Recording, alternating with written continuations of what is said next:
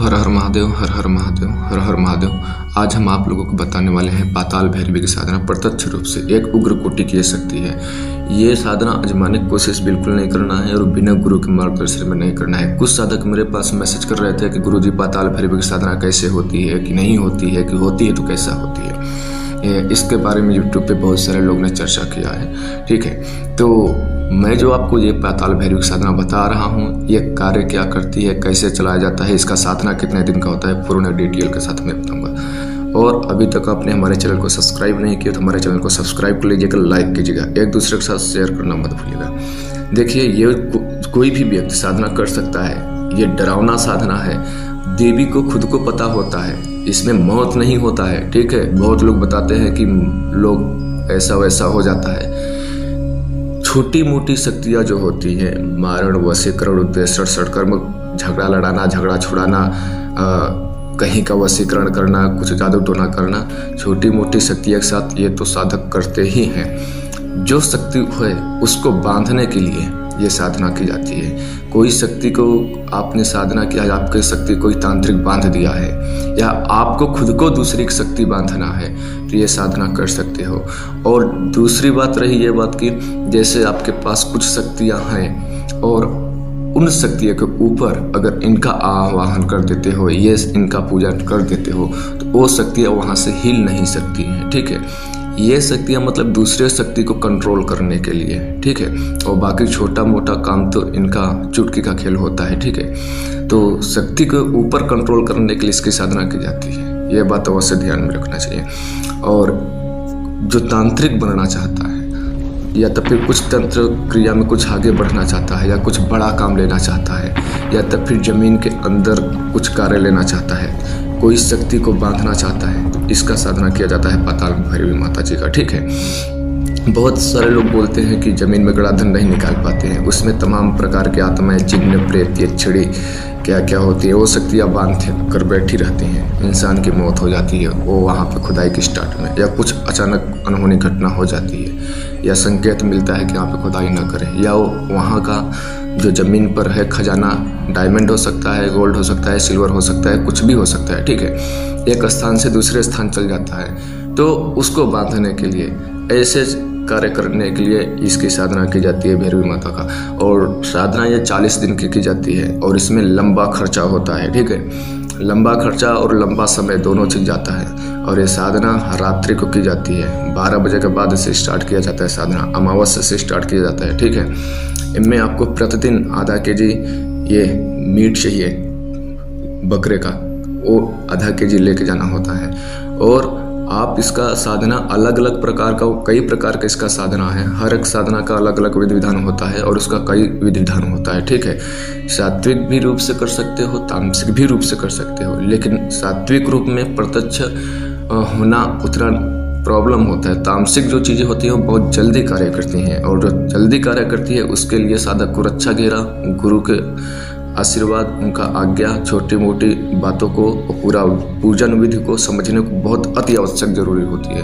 अगर ये सब साधना में, तंत्र मंत्र क्रिया में छोटी मोटी गलती हो जाती है, त्रुटि हो जाती है, आपको ज्ञान विधि नहीं पता है, किताब से उठा लिया, वीडियो देख लिया, तो जो भी घटना घटित होती है तो साधक खुद को जिम्मेदार होता है। ठीक है, देखिए, ये साधना 40 दिन तक की जाएगी। प्रतिदिन आपको 12 बजे के बाद से ही स्टार्ट करना है, और ये अमावस्या या त्रयोदशी से साधना स्टार्ट कर सकते हो। घर में किसी को बताना नहीं है। शमशान के ऊपर बैठ कर त्रिनेत्र वाला, 3 मुखी वाला दीपक जलाना है। अगर सात्विक पूजा कर रहे हो तो 4 मुख वाला दीपक जलाना है। शमशान के ऊपर बैठकर आपको साधना करना है। अगर सात्विक करोगे तो घर के अंदर नहीं करोगे, शमशान के ऊपर भी नहीं करोगे, खुले आसमान के नीचे करोगे, वहाँ पे तन्हाई जगह हो, यानी बोले तो जंगल ले सकते हो आप, या तो फिर कहीं पर बढ़िया सा साफ सफा स्थान हो, साइलेंट जगह हो, रोशनी ना आती हो, वहाँ पे आप स्थान ले सकते हो सात्विक करते हो तो। लेकिन मैं आपको यहाँ पे तामसिक की बातें बतला रहा हूँ। ठीक है, 40 दिन तक आपको प्रतिदिन 1 किलो मीट ले जाना है बकरे का। ठीक है, और 40 दिन तक के जहाँ पे पूजा करो, 40 दिन तक के लगातार आपको वहाँ पे दीपक जलाना है, और मंत्र रुद्राक्ष के माला से करना है। 40 दिन के अंदर वो शक्ति प्रत्यक्ष होती है। आपको साधना में अनुभव सांप की जैसे आवाज आएगी, और आपको प्रत्यक्ष रूप से ब्रह्म, राक्षस, प्रेत ऐसे तमाम प्रकार की शक्तियाँ दिखाई देगी। आपको कर्म के अनुसार से शक्ति बहुत आपकी परीक्षा लेगी, ठीक है। तो आपको साधक को डरना बिल्कुल नहीं है, दिल के कमजोर वाले साधना बिल्कुल न करें, ठीक है। और इसमें जो मंत्र है, प्रतिदिन आपको 51 माला जाप करना होता है। मंत्र कोई बहुत बड़ा नहीं है, अभी आप लोग मंत्र ध्यान से सुनिए। मंत्र क्या है? ओम हसैम वर वरदाय मनोवांछित सिद्धिय ओम। फिर से मंत्र सुनिएगा, ओम हंसैम वर वरदाय मनोवांछित सिद्धिय ओम। ये साधना आपको प्रतिदिन 51 माला जाप करना होता है और शक्ति आने के बाद उससे वचन में लिया जाता है। जमीन में गड़ा धन है, ये आपको इतना सटीक रूप से काम करती है, कुछ करने के नहीं। ये साधना कर लेने के बाद कोई भी दुनिया का तांत्रिक आपके ऊपर कोई भी प्रहार करता है, आपका उसका काट अपने आप हो जाएगा।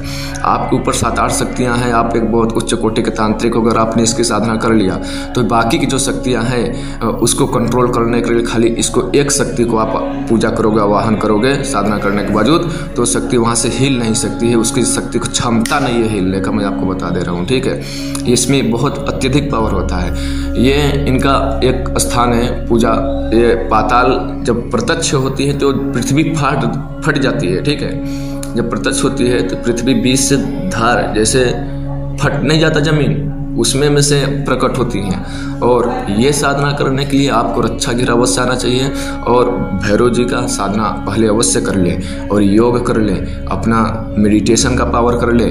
और हम स्त्री जिन लोग शादी किए हैं, ये लोग 4-6 दिन से पहले से ही अपना बीवी से दूरी बना लें। और जब आप साधना कर कर घर आएंगे तो आपको रूम में अकेले सोना है और जो भी आपको बीच में अनुभव होता है खाली गुरु से साझा करना है और किसी से साझा नहीं करना है। साधना में सामग्री ज़्यादा कुछ नहीं है इसमें, लेकिन हाँ, आपको जब साधना चलेगा तो आपको नज़र भटकाना नहीं है और मुख से आवाज़ बाहर आना है और 51 माला नॉन स्टॉप माला जाप करना है। और घर आना है तो पीछे मुड़कर नहीं देना है, देखना है। जब दीपक जलाओगे 40 दिन तक लगातार, तो उसमें आप लालटेन जो नहीं होता है, लालटेन का शीशा वो रख देना है वहाँ पर ताकि बूझे ना, ठीक है।